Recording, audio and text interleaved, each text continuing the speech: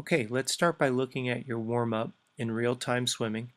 I like the fact that you got a nice glide off the wall. You know that's very important in my opinion to get the muscle memory set up for what it feels like to be high and a torpedo like in the water.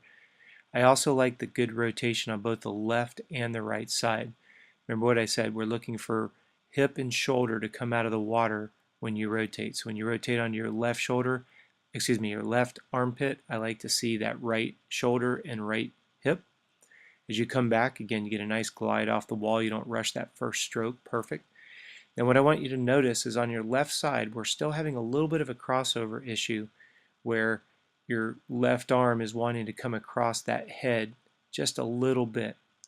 So I went ahead and slowed it down because it's not really bad, but it's definitely there. You get a nice glide component.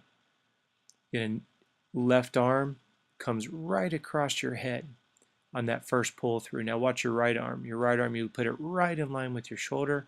That allows you to kind of get that extension and that torpedo effect, putting your hands in with your fingertips and then reaching to the other end of the pool. That actually speeds up your acceleration in the water. Now we were talking about having you hold your hand all the way thumb to thigh.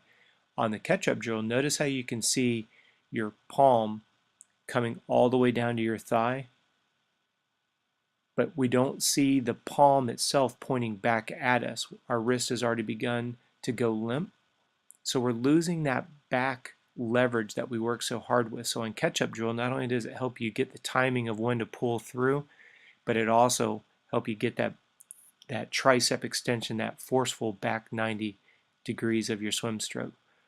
And what I like about this is you did a great job of keeping your feet under the water even though you're in a wetsuit. This is one of the double-edged swords with a wetsuit, is it puts you so high in the water. A lot of times people will find themselves kicking on the surface, and that's what we don't want because we're introducing air and bubbles.